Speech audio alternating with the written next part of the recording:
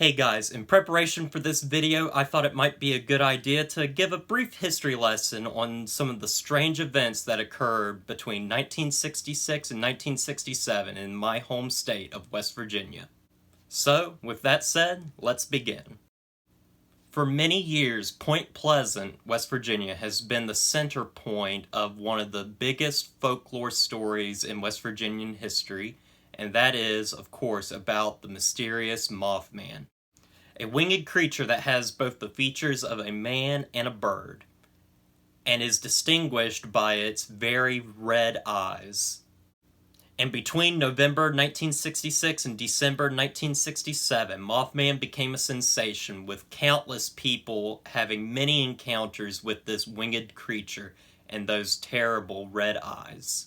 Many people wondered what this creature was. Was it a mutated bird created from the chemicals from an abandoned TNT plant?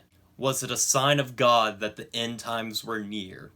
Or was it something that was plaguing the entire United States at the time? Was it a UFO? It could be any number of things. And finally, on December 15th, 1967, the Mothman sightings ceased in one of the most tragic incidents in the town of Point Pleasant's history, the collapse of the Silver Bridge, which claimed the lives of 46 people. It was a humongous tragedy for the little town on the Ohio River. Well guys, why exactly am I telling you this? Well, I saw a really good documentary from 2011 that details the complete story of the Mothman and puts him into a larger context. And honestly, it's one of my favorite documentaries I've ever seen. So, let's jump right into The Eyes of the Mothman.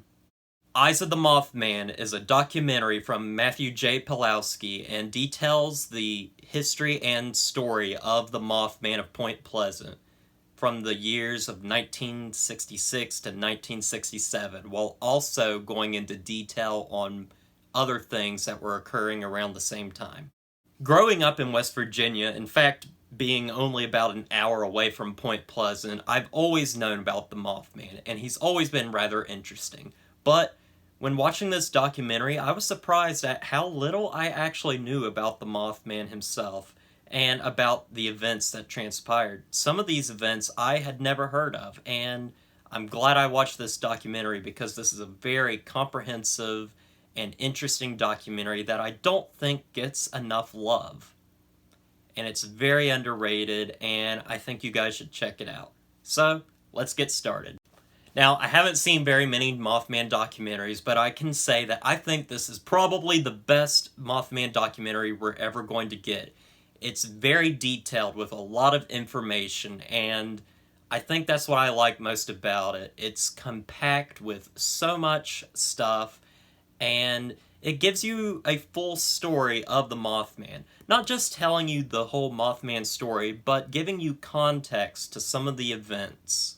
And that's why the documentary is roughly around 2.5 hours, which sounds like a horrendous length for a documentary, but it's really good, and I find it really interesting with a lot of cool stories that I didn't know about until I watched the documentary. The documentary is basically split up into several sections, with each one being a different part of the story, and the movie actually starts off with the story of Chief Cornstalk, this Indian chief in the Point Pleasant area who was killed, and there's often an idea that he cursed the land of Point Pleasant.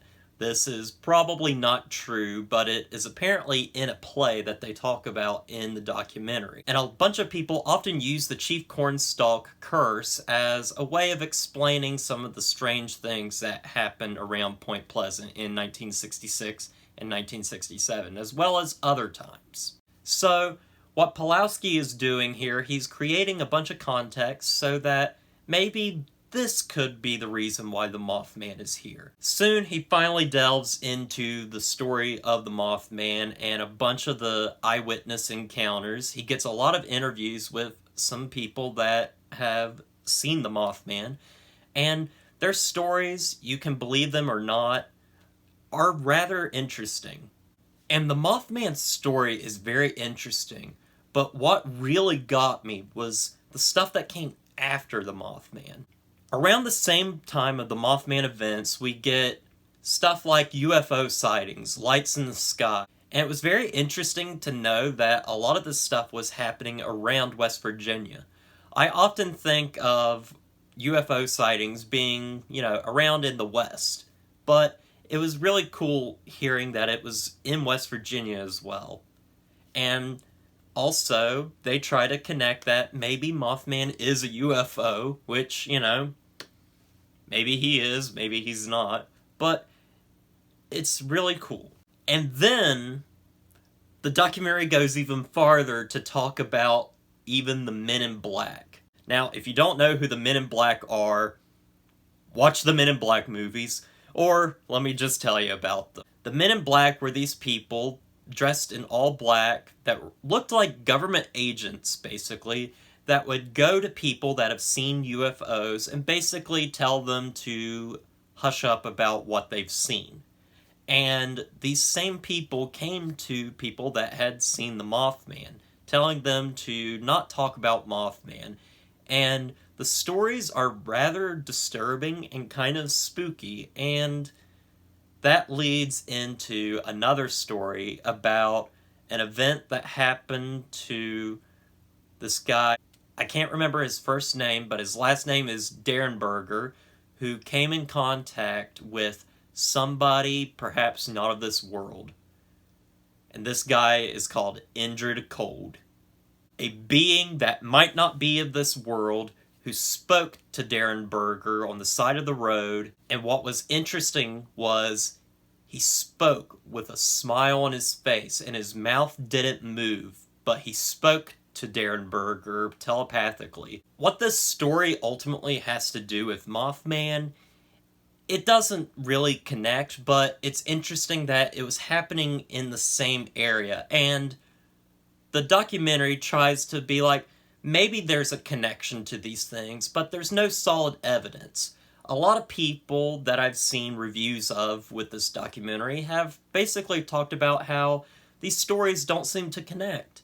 But that's exactly what the director of this documentary is doing. He's trying to create context around the Mothman story, and basically he's creating an entire mythology of the Mothman that is far more interesting, in my opinion, than just the normal Mothman story, which already is very interesting. So I like what the documentary was doing here. I like what the director did, and a lot of the interviews are very interesting, and it helped me understand a lot of stuff about the Mothman that I didn't know before.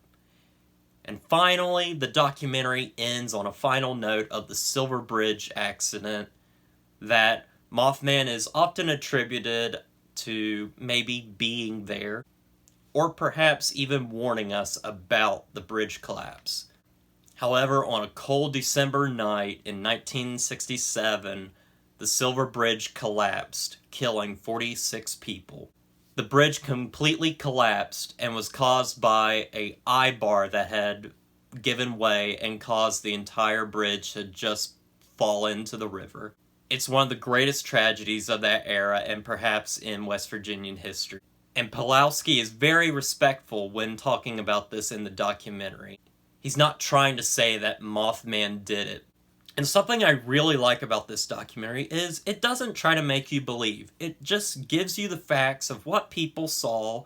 It gives you some ideas to piece together, but it doesn't try to make you believe that the Mothman is real. You can be a skeptic or you can be a believer and still really enjoy this. In fact, I think it's a very interesting history lesson into the area of Point Pleasant. Some might think it's a little overlong, but I think it's just right and tells a fantastic story, and it's one of my favorite documentaries I've ever seen. So, with all that said, I give Eyes of the Mothman an 8 out of 10. Guys, I say go and check out Eyes of the Mothman. It's on Amazon Prime for free, so go and check it out. Well guys, this is only part 1 of 2 videos I plan on doing about the Mothman.